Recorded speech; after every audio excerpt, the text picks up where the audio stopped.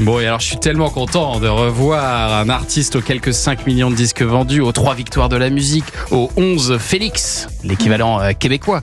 Vous avez essayé de prendre l'accent là, attention à vous. Non, je ne l'essaye pas, je suis nul en accent québécois. En tout cas, c'est le plus sympa des Canadiens, même si franchement, je suis toujours pas tombé sur un Canadien désagréable. Ouais, c'est vrai, ça.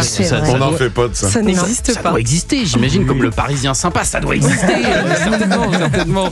Bonjour Garou. Bonjour à tous. Et merci de revenir nous voir, ça nous fait très plaisir. À chaque fois que vous venez à Paris, vous venez nous voir. Ben oui, je suis pas venu de l'été, donc la dernière fois qu'on s'est vu, c'était au mois d'avril dernier. C'est ça. Et là, je viens d'arriver à Paris et Petit tour par me Europe, voici dans votre studio. Avec sous le bras une chanson pleine d'espoir et pleine d'enfants. Avec le temps, on s'entend pour écrire le refrain.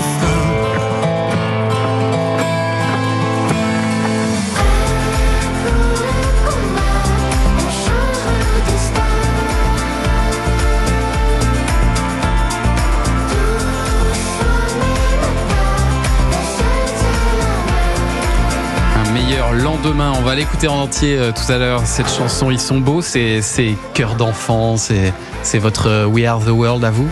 Ouais, ben c'est une chanson toute simple, mais très positive, avec un regard positif sur la vie.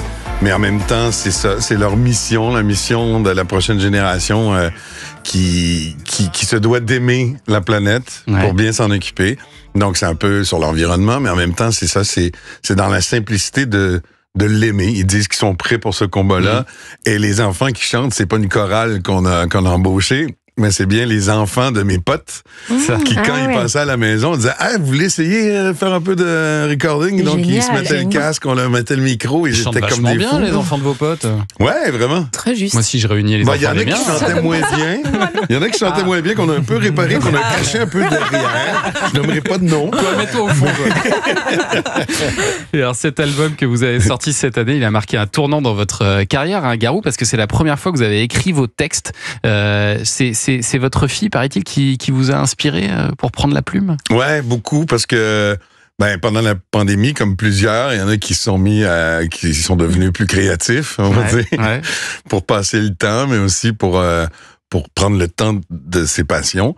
Et ma fille avait toujours aimé comme ça des chansons, mais elle s'est mise, parce que quand je lui ai acheté un ukulélé, elle s'est mise à composer des chansons, mais en 48 heures. Elle a appris l'instrument et elle composait très bien. Donc, j'en ai volé une que j'ai mis sur l'album, que j'ai adapté, en fait, qu'elle avait écrite en anglais. Et que j'ai adapté en français. Cette chanson, elle s'appelle Lonely Waters. Exactement. On écoute. Et je veux n'en faire qu'à ma tête et sentir que le temps s'arrête. Embrasser l'ennui si ça me suffit. Être le seul maître pour me laisser penser peut-être que j'ai le droit de disparaître. Embraser la nuit sans aucun répit. Être le seul maître de ma vie. Lonely Waters, c'est donc une chanson de votre fille. Ouais. Vous avez piqué une chanson à votre fille. J'ai carrément piqué la chanson. Je m'étais dit, la consigne, en fait, de cet album, c'était... OK, je vais collaborer, mais qu'avec des potes qui habitent un peu à la maison, tu sais. Il y en a qui viennent jouer au poker avec moi, mais qui sont des compositeurs et tout. Je dis, là, il y a le droit, mais je voulais pas faire un appel à des chansons. Puis, de toute façon, je voulais pas faire au départ, je voulais pas faire un album. Mais j'avais envie d'écrire, de faire des trucs, puis d'essayer des trucs avec des gens. Puis là, quand j'ai entendu ma fille se mettre à composer comme ça, j'ai dit, ça te gêne si je te la vole, celle-là?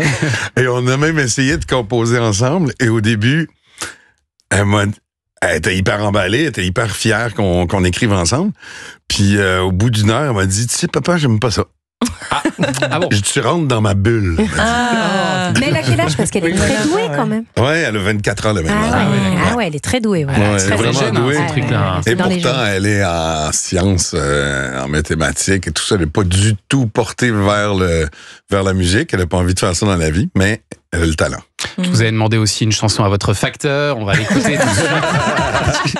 Par contre, vous chantez un peu en anglais sur cet album, Garou, comme dans Nobody Else. I can see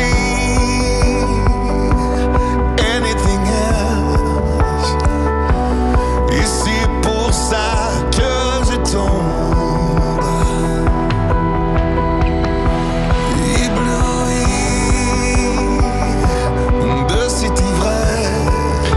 faites aussi des chansons en anglais dans votre spectacle. Vous aimez bien chanter en anglais. Moi, je croyais que les Québécois, ils défendaient tout le temps à Mordicus la chanson française et le texte en français. Mais c'est vrai que dans ma vie, j'ai beaucoup d'amis, d'ailleurs, à l'international, donc qui parlent d'autres langues, puis c'est avec l'anglais qu'on se retrouve toujours. Puis c'est devenu une habitude même à la maison, parce que ma fille, elle habitait beaucoup dans des endroits anglophones, Canada anglais. Elle a passé plusieurs années aux États-Unis aussi. Donc, c'est normal à la maison qu'on se parle en franglais, souvent. Ah oui, vous mixez un peu. Ouais. Vous mélangez un peu les Même mots. si, comme tu dis, on est très axé sur la protection de la langue française. Ouais. Puis au bout du compte, on n'est pas nécessairement mieux que vous. Même les Québécois souvent vont dire « Oh, les Français, ils mettent des mots anglais partout. » Je dis excuse-moi, mais nous aussi, c'est juste pas les mêmes. Nous, vous garez la voiture au parking et nous, on parque le char au stationnement. C'est pas pareil. Un meilleur lendemain, c'est votre nouvel album Garou qui est toujours disponible, et puis vous serez en tournée à partir de janvier avec notamment 5 dates à Bobino, à Paris du 27 janvier au 1er février. Et dans un instant, on va évoquer un beau souvenir, Garou, qui vous concerne, mais qui concerne aussi une autre personne dans cette pièce-là, dans ce studio. Je ne peux pas vous en dire plus. À tout de suite sur Europe 10h, 11h30. Culture Média sur Europe 1.